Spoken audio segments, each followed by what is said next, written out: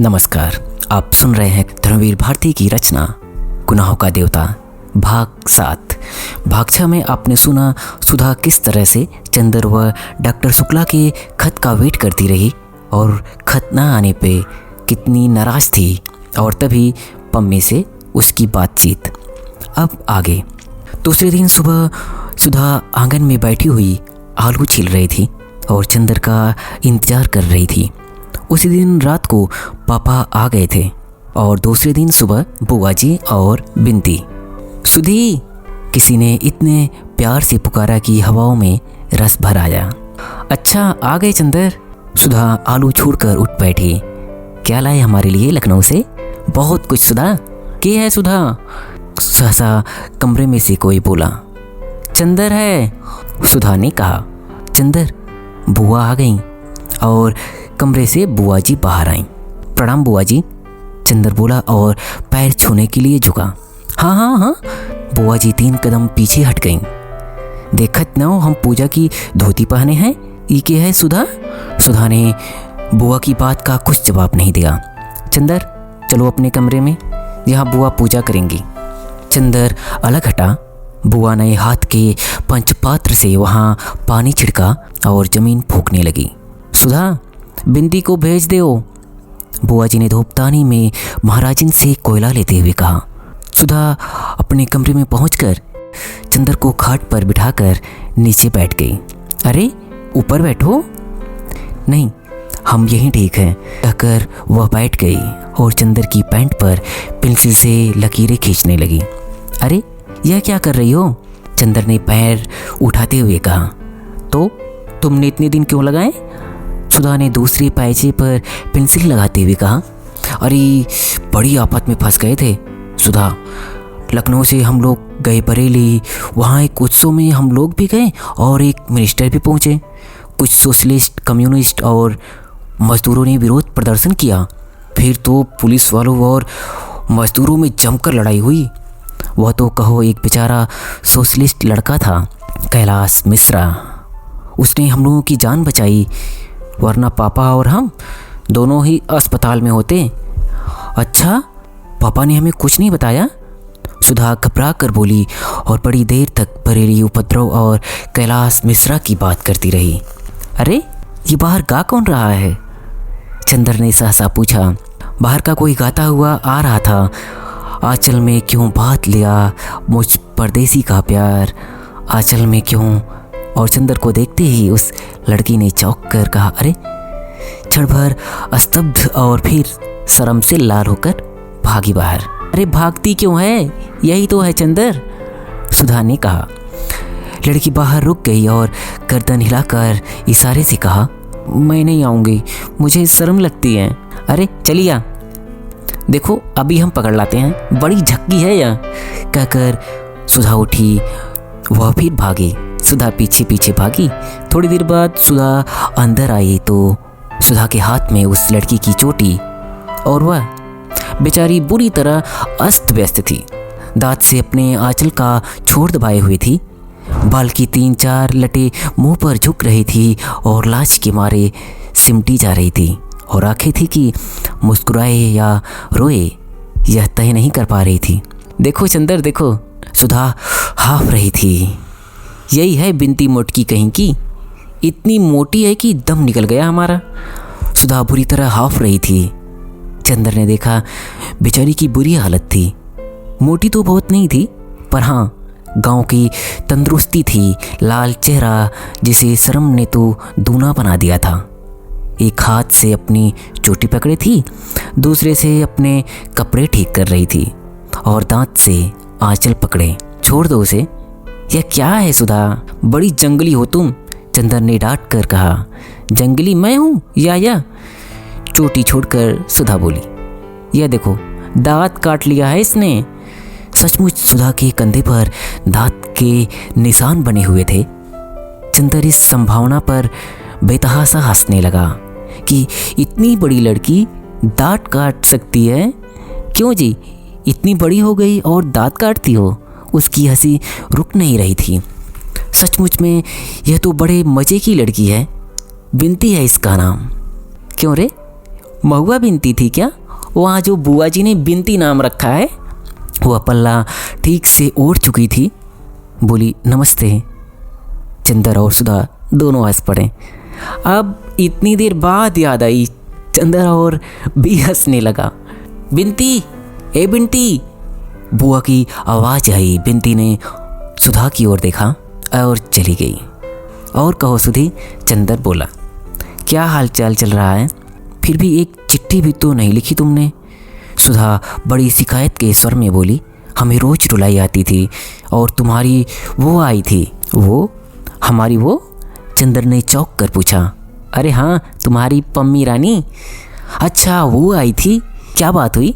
कुछ नहीं, तुम्हारी तस्वीर देख देख कर रो रही थी। सुधा ने उंगलियां नचाते हुए कहा। मेरी तस्वीर देखकर? अच्छा, और थी कहाँ मेरी तस्वीर? अब तुम तो बहस करने लगे। हम कोई वकील हैं? तुम कोई नई बात बताओ। सुधा बोली, हम तो तुम्हें बहुत बहुत बात बताएंगे, पूरी कहानी है। इतने में बिनती आई। उसके हाथ में एक तस्तरी थी और एक गिलास। तस्तरी में कुछ मिठाई थी और गिलास में शरबत। उसने लाकर तस्तरी चंदर के सामने रख दी। ना भाई, हम नहीं खाएंगे। चंदर ने इनकार किया। बिनती ने सुधा की ओर देखा। खा लो, लगे नखरा करने। लखनऊ से आ रहे हैं तो तकल्लुफ़ न करें तो मालूम हो कैसे। सुधा ने मुँह चुराते हुए कहा। चंदर मुस्कुरा कर खाने लगा। दीदी के कहने पर खाने लगे आप? बिनती ने अपने हाथ की अंगूठी को देखते हुए कहा। चंदर हंस दिया, कुछ बोला नहीं। बिनती चली गई। बड़ी अच्छी लड़की मालूम पड़ती है यह, चंदर बोला। बहुत प्यारी है और पढ़ने में हमारी तरह नहीं है, बहुत तेज़ है। अच्छा, तुम्हारी पढ़ाई कैसी चल रही है? मास्टर साहब बहुत अच्छा पढ़ाते हैं। और चंदर, अब हम खूब बात करते हैं उनसे दुनिया भर की, और वे बस हमेशा सिर नीचे किए रहते हैं। एक दिन पढ़ते वक्त हम गरीब पास में रखकर खाते गए, उन्हें मालूम ही नहीं हुआ। उनसे एक दिन कविता सुनवा दो, सुधा बोली।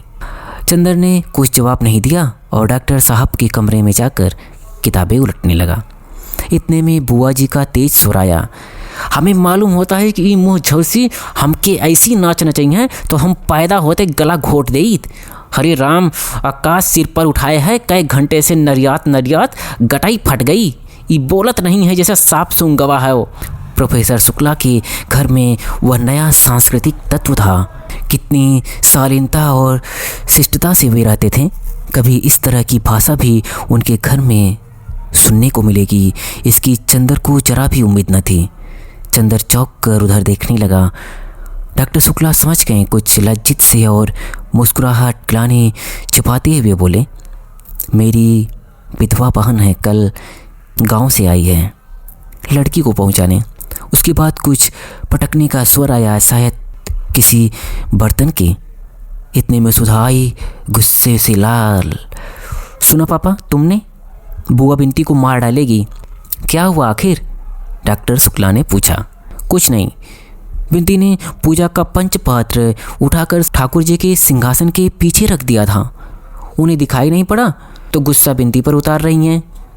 इतने में फिर उनकी आवाज़ आई, पैदा करत बखत बहुत अच्छा लग रहा, पालत बखत तय बोल गए, मर गए रहूँ तो अपन संतानों अपने साथ ले जाओ। हमारे मूड पे ही हत्या काहे डाल गयो? ऐसी कुलच्छनी है कि पैदा हो गई बाप को खा गई। सुना पापा तुमने? चलो हम चलते हैं, डॉक्टर शुक्ला ने कहा। सुधा वहीं रह गई। चंदर से बोली, ऐसा बुरा स्वभाव है कि बुआ की का बस बिनती ऐसी है कि इतना बर्दाश्त कर लेती है। बुआ ने ठाकुर जी का सिंहासन साफ करते हुए कहा, रोवत काहे हो? कौन तुम्हारी माई बाप को गरियावा है कि असुआ ठरकाए रही हो? ये सब चोचला अपने ओ को दिखाई हो। 2 महीना और है, अब बहिन ये उद्यान ही न जाओ। अब अभद्रता सीमा पार कर चुकी थी। बिनती, चलो कमरे के अंदर, हटो सामने से, डॉक्टर शुक्ला डांट कर कहा। अब ये चरखा बंद होगा या नहीं? कुछ शर्म हया है या नहीं तुम में? बिनती सिसकते हुए अंदर गई। स्टडी रूम में देखा कि चंदर है तो उल्टे पाँव लौट आई सुधा के कमरे में और फूट फूट कर रोने लगी। डॉक्टर शुक्ला लौट आए और अब हम ये सब करें कि अपना काम करें। अच्छा, कल से घर में महाभारत मचा रखा है। कब जाएगी ये सुधा? कल जाएंगी। पापा, अब बिंती को कभी मत भेजना इनके पास, सुधा ने गुस्सा भरे स्वर में कहा। अच्छा जाओ, हमारा खाना परसो। चंदर, तुम अपना काम यहाँ करो। यहाँ शोर ज़्यादा हो तो तुम लाइब्रेरी चले जाना, आज भर की तकलीफ़ है। चंदर ने अपनी किताबें उठाईं और उसने चला जाना ही ठीक समझा। सुधा खाना परोसने चली गई। बिंती रो रो कर और तकिए पर सिर पटक कर अपनी कुंठा और दुख उतार रही थी। बुआ घंटी बजा रही थी। दबी जवान जाने क्या बकती जा रही थी। यह घंटी के भक्ति भावना भरे मधुर स्वर में सुनाई नहीं देता था। लेकिन बुआ जी दूसरे दिन गई नहीं। जब 3-4 दिन बाद चंदर गया तो देखा बाहर के सेहन में डॉक्टर शुक्ला बैठे हुए हैं और दरवाज़ा पकड़कर बुआ जी खड़ी बातें कर रही हैं। लेकिन इस वक्त बुआ जी काफ़ी गंभीर थी और किसी विषय पर मंत्रणा कर रही थी। चंदर के पास पहुंचने पर फौरन वे चुप हो गईं और चंदर की ओर साशंकित नेत्रों से देखने लगी। डॉक्टर शुक्ला बोले, आओ चंदर, बैठो। चंदर बगल की कुर्सी खींचकर बैठ गया तो डॉक्टर साहब बुआ जी से बोले, हाँ हाँ बात करो। अरे ये तो घर के आदमी हैं, इनके बारे में सुधा ने नहीं बताया तुम्हें? ये चंदर हैं, हमारे शिष्य, बहुत अच्छा लड़का है। अच्छा अच्छा भैया बैठो। तू तो एक दिन और आयो रहो, बीए में पढ़त हो सुधा के संगे? नहीं बुआ जी, मैं रिसर्च कर रहा हूँ। वाह, बहुत खुशी भाई तो को देख के। हाँ तो सुकुल, वे अपने भाई से बोली, फिर यही ठीक हुई। बिंती का ब्याह टाल दो और अगर ये लड़का ठीक हो जाए तो सुधा का ब्याह आषाढ़ भर में निपटाई दो। अब अच्छा नहीं लागत ऐसी ठूठ, ऐसी बिटिया सुनी मांग लिए छररावा करत हैं इहर ओहर। बुआ बोली, हाँ ये तो ठीक है। डॉक्टर शुक्ला बोले, मैं खुद सुधा का ब्याह अब टालना नहीं चाहता। बीए तक की शिक्षा काफ़ी है, वरना हमारी जात में तो लड़के नहीं मिलते। लेकिन ये जो लड़का तुम बता रही हो तो घर वाले कुछ एतराज़ तो नहीं करेंगे? और फिर लड़का तो हमें अच्छा लग रहा है, लेकिन घर वाले पता नहीं कैसे हों। अरे तो घर वालन से का करे कहा तो को, लड़का तो अलग है, अपने आप पढ़ रहा है, और लड़की अलग रही, न सास का डर न ननद की धौस। हम पत्री मंगवाए देते हैं, मिलवाई ले। डॉक्टर शुक्ला ने स्वीकृति में सिर हिला दिया। और तो फिर बिंती के बारे में का कहा था? अगहन तक टाल दिया जाए ना? बुआ जी ने पूछा। हाँ हाँ, डॉक्टर शुक्ला ने विचार में डूबे हुए कहा। तो फिर तुम ही जूता पिटाऊँ बड़कनों से कह दियो, आए के कल से हमारी छाती पर मूंग दलत हैं। बुआ जी ने चंदर की ओर किसी को निर्देशित करते हुए कहा और चली गई। चंदर चुपचाप बैठा था, जाने क्या सोच रहा था। शायद कुछ भी नहीं सोच रहा था, मगर फिर भी अपने विचार शून्यता में ही खोया हुआ सा था। जब डॉक्टर शुक्ला उसकी ओर मुड़े और कहा, चंदर, तो वह एकदम चौंक गया, जाने किस दुनिया में लौट आया। डॉक्टर साहब ने कहा, अरे तुम्हारी तबीयत खराब है क्या? नहीं तो, एक फीकी सी हंसी हंसकर चंदर ने कहा। तो मेहनत बहुत कर रहे होंगे। कितने अध्याय लिखे अपनी थीसिस के? अब मार्च ख़त्म हो रहा है और पूरा अप्रैल तुम्हें थीसिस टाइप कराने में लगेगा और मई में हर हालत में जमा हो जानी चाहिए। जी हाँ, बड़े थकी स्वर में चंदर ने कहा। 10 अध्याय हो ही गए हैं, 3 अध्याय और होने हैं और अनुक्रमणिका बनानी है। अप्रैल के पहले सप्ताह तक खत्म हो ही जाएगा, सिवा थीसिस के। और करना ही क्या है? एक बहुत गहरी सांस लेते हुए चंदर ने कहा और माथा थाम कर बैठ गया। कुछ तबीयत ठीक नहीं है तुम्हारी? चाय बनवा लो। लेकिन सुधा तो है नहीं, न महाराजिन है। डॉक्टर साहब बोले। अरे सुधा के नाम पर चंदर चौंक गया। हाँ, अभी वह सुधा के ही बारे में सोच रहा था जब बुआ जी बात कर रही थी। क्या सोच रहा था? देखो, उसने याद करने की कोशिश की पर कुछ याद नहीं आ रहा था। पता नहीं क्या सोच रहा था, पता नहीं था कुछ सुधा के ब्याह की बात हो रही थी शायद। क्या बात हो रही थी? कहाँ गई है सुधा? चंदर ने पूछा। आज शायद साबिर साहब के यहाँ गई हैं। उनकी लड़की उनके साथ पढ़ती है ना, वहीं गई हैं विनती के साथ। अब इम्तिहान को कितने दिन रह गए हैं, अभी घूमना बंद नहीं हुआ उनका? नहीं, दिन भर पढ़ने की बात उठी थी, उसके भी सिर में दर्द था, चली गई। फिर घूम फिर लेने दो बेचारी को, अब तो जा ही रही है। डॉक्टर शुक्ला बोले एक हंसी के साथ जिसमें आंसू छलके पड़ते थे। कहाँ तय हो रही है सुधा की शादी? बरेली में। अब उसकी बुआ ने बताया है, जन्मपत्री दी है, मिलवा लो। फिर तुम जरा सब बातें देख लेना, तुम तो थीसिस में व्यस्त रहोगे, मैं जाकर लड़का देख लूँगा। फिर मई के बाद जुलाई तक सुधा का ब्याह कर देंगे, तुम्हें डॉक्टरेट मिल जाए और यूनिवर्सिटी में जगह मिल जाए, बस हम तो लड़का लड़की दोनों से फारिग। डॉक्टर शुक्ला बहुत अजब से स्वरों में बोले। चंदर चुप रहा। बिनती को देखा तुमने? थोड़ी देर बाद डॉक्टर ने पूछा। हाँ वही ना जिनको डांट रही थी उस दिन? हाँ वही, उसके ससुर आए हुए हैं, उनसे कहना कि अब शादी अगहन पूस के लिए टाल दें, पहले सुधा की हो जाए, वह बड़ी है और हम चाहते हैं कि विनती को तब तक विदुषी का दूसरा खंड भी दिलवा दें। आओ उनसे बात कर लें अभी। डॉक्टर शुक्ला उठे और चंदर भी उठा और उसने अंदर जाकर बिनती के ससुर के दिव्य दर्शन प्राप्त किए। वे एक पलंग पर बैठे थे, लेकिन वह भागा पलंग उनके उदर के लिए ही न काफ़ी था।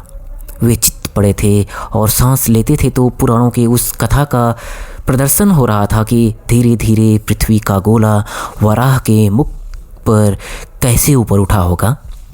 सिर पर छोटे छोटे बाल और कमर में एक अंगूछा के अलावा सारा सिर दिगंबर। सुबह शायद गंगा नहा कर आए थे, क्योंकि पेट तक चंदर रोली लगा रखी थी। डॉक्टर शुक्ला जाकर बगल की कुर्सी पर बैठ गए। कहिए दुबे जी, कुछ जलपान किया आपने? पलंग चरमराया, उस विशाल मांसपिंड में एक भुडोल आया और दुबे जी जलपान की याद करके गदगद होकर हंसने लगे।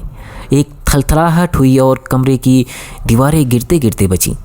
दुबे जी ने उठकर बैठने की कोशिश की, लेकिन असफल होकर लेटे ही लेटे कहा, हो सब आपकी कृपा है, खूब छक्के मिष्ठान पाया। अब जरा शरबत उरबत कुछ मिलाए तो कुछ पेट में जलन हो सो शांत हो जाए।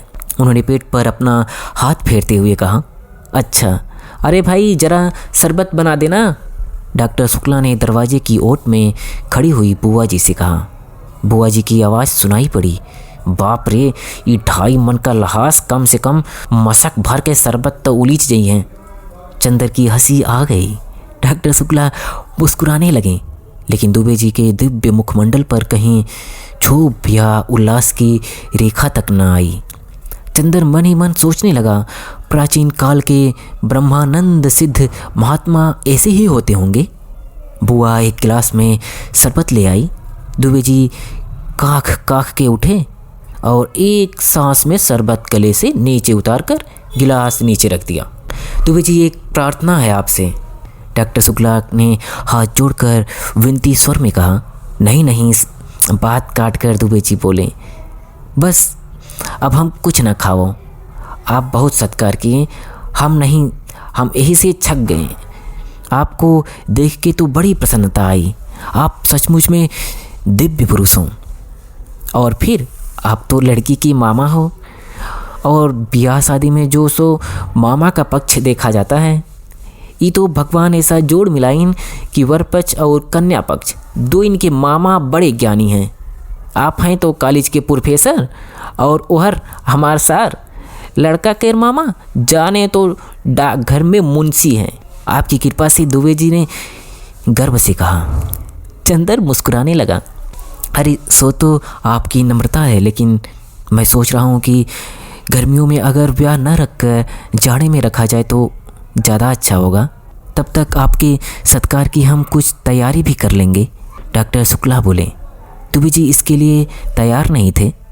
वे बड़े अचरज में भर कर उनकी ओर देखने लगे, लेकिन बहुत कहने सुनने के बाद अंत में वे इस शर्त पर राजी हुए कि अगहन तक हर तीज त्यौहार पर लड़के के लिए कुर्ता धोती का कपड़ा और 11-12 रुपये नजराना जाएगा, और अगहन में अगर ब्याह हो रहा है तो सास ननद और जिठानी के लिए गर्म साड़ी जाएगी। और जब जब दुबे जी गंगा नहाने प्रयागराज आएंगे तो उनका रोचन एक थाल कपड़े और स्वर्णमंडित जौ से होगा। जब डॉक्टर शुक्ला ने यह सब स्वीकार कर लिया तो दुबे जी ने उठकर अपना झालम झोला कुर्ता गले में अटकाया और अपनी गठरी हाथ में उठाकर बोले, अच्छा तो अब आज्ञा दें, हम चलिए अब, और ये रुपया लड़की के दे दियो, अब बात पक्की है। और अपनी टेंट से उन्होंने एक मुड़ा मुड़ाया तेल लगा हुआ 5 रुपये का नोट निकाला और डॉक्टर साहब को दे दिया। चंदर, एक टांगा कर दो दुबे जी को। अच्छा आओ हम भी चलें। जब वे लोग लौटे तो बुआ जी एक थैली से कुछ धर निकाल रही थी। डॉक्टर शुक्ला ने नोट बुआ जी को देते हुए कहा, लो ये दे गए तुम्हारे समधी जी लड़की को 5 का नोट। देखा तो बुआ जी सुलग उठी, न गहना न गुड़िया, ब्याह पक्का कर गए कागज के टुकड़े से। अपना आप तो सोना और रुपया और कपड़ा सब लीले को तैयार हैं, और देत के दाई पेट पिराता है जूता पिटाऊँ का। अरे राम चाहिए तो यमदूत के लहाज की बोटी बोटी करके राम जी के कुत्तन को खिलेंगे।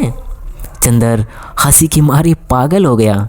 बुआ जी ने थैली का मुंह बांधा और बोली, अभी एक बिनती का पता न और न उस तुर्कन के मलच्छन के यहाँ कुछ खा पी ले तो फिर हमरे यहाँ गुजारा नहीं होगा। बड़ी आज़ाद हो गई है सुधा की सह पाई के। आवे देव, आज हम भादरा उतारी थे। डॉक्टर शुक्ला अपने कमरे में चले गए। चंदर को प्यास लगी थी। उसने बुआ जी से एक गिलास पानी मांगा। बुआ ने एक गिलास में पानी दिया और बोली, बैठ के पियो बेटा, बैठ के। कुछ खाए के दे? नहीं बुआ जी। बुआ बैठकर हंसी हंसी कटहल छिलने लगी और चंदर पानी पीता हुआ सोचने लगा, बुआ जी सभी से इतनी मीठी बात करती हैं तो आखिर बिनती से इतनी कटु क्यों है? इतने में अंदर चप्पलों की आहट सुनाई पड़ी।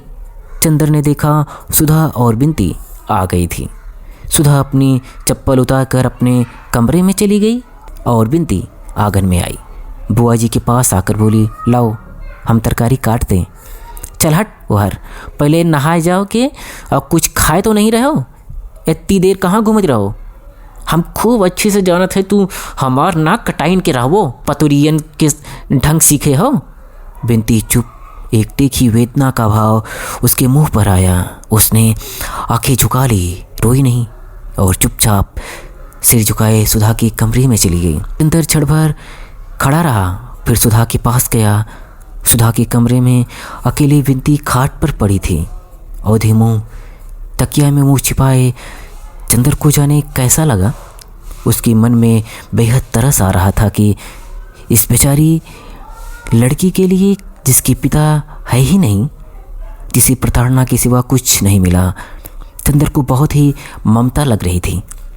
इस अभागिन के लिए वह सोचने लगा, कितना अंतर है दोनों बहनों में। एक बचपन से ही कितने असीम दुरार वैभव और स्नेह में पली है, और दूसरी प्रताड़ना और कितने अपमान में पली, और वह भी अपनी माँ से जो दुनिया भर के प्रति स्नेहमयी है। अपनी लड़की को छोड़कर वह कुर्सी पर बैठकर चुपचाप यही सोचने लगा, अब आगे भी इस बेचारी को क्या सुख मिलेगा। ससुराल कैसी है यह तो ससुर को देखकर ही मालूम देता है। इतने में सुधा कपड़े बदलकर हाथ में किताबें लिए उसे पढ़ती हुई उसी में डूबी हुई आई और खाट पर बैठ गई। अरे बिनती, कैसी पड़ी हो? अच्छा तुम हो चंदर। बिनती उठो। उसने बिनती की पीठ पर हाथ रखकर कहा। बिनती जो अभी निश्चेष्ट पड़ी थी, सुधा के ममता भरे स्पर्श पर फूट फूट कर रो पड़ी। तो सुधा ने चंदर से कहा, क्या हुआ बिनती रानी को? और बिनती भी जोरों से सिसकियाँ भरने लगी। तो सुधा ने चंदर से कहा, कुछ तुमने कहा होगा। 14 दिन बाद आए और आते ही लगे रुलाने उसे। समझ गए, घूमने के लिए उसे डांटा होगा। हम साफ सब बताए देते हैं चंदर, हम तुम्हारी डांट सह लेते हैं। इसके ये मतलब नहीं कि तुम इस बेचारी पर भी अब रोब झाड़ने लगो? इससे कभी कुछ कहा तो अच्छी बात नहीं होगी। तुम्हारे दिमाग का पुर्जा ढीला हो गया है क्या? मैं क्यों कहूँगा बिंती को कुछ? बस फिर यही बात तुम्हारी बुरी लगती है। सुधा बिगड़कर बोली। क्यों नहीं कहोगे बिंती को कुछ? जब हमें कहते हो तो उसे क्यों नहीं कहोगे? हम तुम्हारे अपने हैं तो क्या वो तुम्हारी अपनी नहीं है? चंदर हंस पड़ा। सो क्यों नहीं, लेकिन तुम्हारे साथ न ऐसी निभा न वैसी निभा। ये सब कुछ हम नहीं जानते। क्यों रो रही है यह? सुधा बोली धमकी के स्वर में। बुआ जी ने कुछ कहा था। चंदर बोला। अरे तो उसके लिए क्या रोना? इतना समझाया तुझे कि उनकी तो आदत है, हंसकर टाल दिया कर। चल उठ। हंसती है कि गुदगुदाऊं? सुधा ने गुदगुदाते हुए कहा। बिंती ने उसका हाथ पकड़कर झटक दिया और फिर सिसकियां भरने लगी। नहीं मानेगी तू? सुधा बोली। अभी ठीक करती हूँ तुझे। चंदर पकड़ो इसका हाथ। चंदर चुप रहा। उठो। तुम इसका हाथ पकड़ लो तो अभी हम इसे हंसाते हैं। सुधा ने चंदर का हाथ पकड़कर बिंती की ओर बढ़ते हुए कहा। चंदर ने अपना हाथ खींच लिया और बोला, वह तो रो रही है, तुम बजाय समझाने की उसे परेशान कर रही हो। अरे जानते हो क्यों रो रही है? अभी इसके ससुर आए थे, वो बहुत मोटे थे तो ये सोच रही है कहीं वे भी मोटे हो। सुधा ने फिर उसकी गर्दन गुदगुदा कर कहा। बिंती हंस पड़ी। सुधा उछल पड़ी। लो ये तो हंस पड़ी, अब रोगी? अब फिर सुधा गुदगुदाना शुरू किया। बिंती पहले तो हंसी से लौट गई, फिर पल्ला संभालते हुए बोली, छी दीदी वो बैठे हैं कि नहीं? और उठकर बाहर जाने लगी। कहाँ चली? सुधा ने पूछा। जा रही हूँ नहाने। बिंती पल्लू से सिर ढकते हुए चल दी। क्यों? मैंने तेरा बदन छू लिया इसलिए, सुधा हंसकर बोली। ए चंदर, वो गेसू का छोटा भाई है ना हसरत, मैंने उसे छू लिया तो फौरन उसने जाकर अपना मुंह साबुन से धोया और अम्मी जान से बोला मेरा मुंह जूठा हो गया। और आज हमने गेसू के अख्तर मियाँ को देखा, बड़े मज़े के हैं। मैं तो गेसू से बात करती रही लेकिन बिंती और फूल बहुत छेड़ा उन्हें, बेचारे घबरा गए हैं। फूल बहुत चुलबुली है और बड़ी नाजुक है, बड़ी बोलने वाली है और बिंती और फूल का खूब जोड़ मिलता है, दोनों खूब गाती हैं। बिंती गाती भी है? चंदर ने पूछा। हमने तो रोते ही देखा है। अरे बहुत अच्छा गाती है, इसने एक गांव का गाना बहुत अच्छा गाया। अरे देखो, वह सब बताते ही हम तुम पर गुस्सा होना तो भूल ही गए। कहाँ रहे 4 रोज? बोलो बताओ जल्दी से। व्यस्त थे सुधा, अब थीसिस 3 हिस्सा लिख गए। इधर हम लगातार 5 घंटे से बैठकर लिखते थे। चंदर बोला। 5 घंटे? सुधा बोली। दूध आजकल पीते हो कि नहीं? हाँ 3 गायें खरीद ली है। चंदर बोला। नहीं मजाक नहीं, कुछ खाते पीते रहना, कहीं तबीयत खराब हो गई तो अब हमारा इम्तहान है, पड़े पड़े मक्खी मारोगे और हम देखने भी नहीं आ सकेंगे। अब कितना कोर्स बाकी है तुम्हारा? कोर्स तो ख़त्म हो गया था हमारा, कुछ कठिनाइयाँ थीं सो पिछले 2-3 हफ्ते में मास्टर साहब ने बता दी थी। अब दोहराना है, लेकिन बिंती का इम्तहान मई में है, उसे भी तो पढ़ना है। अच्छा अब चले हम। अरे बैठो, फिर जाने कितने दिन बाद आओगे। आज बुआ तो चली जाएंगी हमारी, फिर कल से यहीं पढ़ो तुमने बिंती के ससुर को देखा था? हाँ देखा था। चंदर उसकी रूपरेखा याद करके हंस पड़ा। बाप रे, पूरे टैंक थे वे तो। बिंती की ननद से तुम्हारा ब्याह करवा दें, करोगे? सुधा बोली। लड़की इतनी ही मोटी है, उसे कभी डांट लेना तो देखेंगे तुम्हारी हिम्मत। ब्याह? एकदम से चंदर को याद आ गया, अभी बुआ ने बात की थी सुधा के ब्याह की, तब उसे कैसा लगा था? उसका दिमाग घूम गया था, लगा जैसे एक असहनीय दर्द था। वह क्या था जो उसकी नस नस को तोड़ गया एकदम? क्या हुआ चंदर? अरे चुप क्यों हो गए? डर गए मोटी लड़की के नाम से? सुधा ने चंदर का कंधा पकड़कर झकझोरते हुए कहा। चंदर एक फीकी हंसी हंसकर रह गया और चुपचाप सुधा की ओर देखने लगा। सुधा चंदर की निगाह से सहम गई। चंदर की निगाह में जाने क्या था, एक अजब सा पथराया सूनापन, न जाने किस दर्द की अमंगल छाया, एक जाने किस पीड़ा की मूक आवाज़, एक जाने कैसी पिघलती हुई सी उदासी, और वह भी गहरी, जाने कितनी गहरी। और चंदर था कि एकटक देखता जा रहा था, एकटक अपलक। सुधा को जाने कैसा लगा, ये अपना चंदर तो नहीं, ये अपने चंदर की निगाह तो नहीं। चंदर तो ऐसी निगाह से इस तरफ अपलक तो सुधा को कभी नहीं देखता। नहीं, यह चंदर की निगाह तो नहीं। इस निगाह में न शरारत, न डांट, न दुलार, न करुणा। इसमें कुछ ऐसा है जिसमें सुधा बिल्कुल परिचित नहीं, जो आज चंदर में पहली बार दिखाई पड़ा है। सुधा को जैसा डर लगने लगा, जैसे वह काँप उठी। नहीं, यह कोई दूसरा चंदर है जो उसे इस तरह देख रहा है। वो कोई अपरिचित है, कोई अजनबी, किसी दूसरे देश का कोई व्यक्ति जो सुधा को चंदर, चंदर तुम्हें क्या हो गया? सुधा की आवाज़ मारे डर के काँप रही थी। उसका मुंह पीला पड़ गया, उसकी सांस बैठने लगी थी। चंदर, और जब उसका कुछ बस न चला तो उसकी आंखों में आंसू झलक आए। हाथों पर एक गरम गरम बूंद आकर पड़ते ही चंदर चौंक गया। अरे सुधी, रो मत। नहीं पगली, हमारी तबीयत कुछ ठीक नहीं है, एक गिलास पानी तो ले आओ। सुधा अब भी काँप रही थी। चंदर की आवाज़ में अभी भी वह मुलायमियत नहीं आ पाई थी। वह पानी लाने के लिए उठी। नहीं, तुम कहीं नहीं जाओ, तुम कहीं जाओ मत, तुम बैठी रहो। उसने उसकी हथेली अपने माथे पर रखकर जोर से अपने हाथों से दबा लिया और कहा, सुधा। क्यों चंदर? कुछ नहीं। चंदर ने आवाज़ दी, लेकिन लगता था वह आवाज़ चंदर की न थी। न जाने कहाँ से आ रही थी। क्या सिर में दर्द है? बिनती, एक गिलास पानी लाओ जल्दी से। सुधा ने आवाज़ दी। चंदर जैसे पहले सा हो गया। अरे अभी मुझे क्या हो गया था? तुम क्या बात कर रही थी सुधा?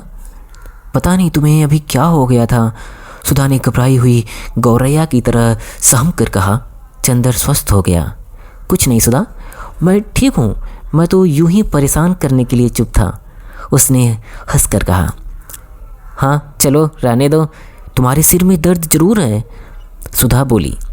बिनती पानी लेकर आ गई थी। लो पानी पियो। नहीं, हमें कुछ नहीं चाहिए, चंदर बोला। बिनती जरा पिनबाम ले आओ, सुधा ने गिलास ज़बरदस्ती उसके मुंह से लगाते हुए कहा। बिनती पिनबाम ले आई थी। बिनती तू जरा लगा दे इनके। अरे खड़ी क्यों है? कुर्सी के पीछे खड़ी होकर माथे पर जरा हल्की उंगली सी लगा दे। बिनती आज्ञाकारी लड़की की तरह आगे बढ़ी, लेकिन फिर हिचक गई। किसी अजनबी लड़के के माथे पर कैसे पिनबाम लगा दे? चलती है या अभी काट के गाड़ देंगे यहीं? मोटकी कहीं की, खा खा कर मुटानी है, जरा सा काम नहीं होता। बिनती ने हार कर पिनबाम लगाया। चंदर ने उसका हाथ हटा दिया तो सुधा ने बिनती के हाथ से पिनबाम लेकर कहा, आओ हम लगा दें। बिनती पिनबाम देकर चली गई। तो चंदर बोला, अब बताओ क्या बात कर रही थी? हाँ, बिनती की ब्याह की। ये उनके ससुर तो बहुत ही भद्दे मालूम पड़ रहे थे। क्या देखकर ब्याह कर रही हो तुम लोग? पता नहीं क्या देखकर ब्याह कर रही हैं बुआ। असल में बुआ पता नहीं क्यों बिनती से इतनी चिढ़ती हैं। वह तो चाहती हैं कि किसी तरह बोझ टले सिर से। लेकिन चंदर, यह बिनती बड़ी खुश है। यह तो चाहती है कि किसी तरह जल्दी से ब्याह हो। सुधा मुस्कुराती हुई बोली। अच्छा, यह खुद ब्याह करना चाहती है? चंदर ने ताजुब से पूछा। और क्या, अपने ससुर की खूब सेवा कर रही थी सुबह। बल्कि पापा तो कह रहे थे अभी यह बीए कर ले तब ब्याह करो। हमसे पापा ने कहा। इससे पूछने को तो हमने पूछा तो कहने लगी बीए करके भी वही करना होगा तो बेकार टालने से क्या फ़ायदा। फिर पापा हमसे बोले कि कुछ वजहों से अगहन में ब्याह होगा।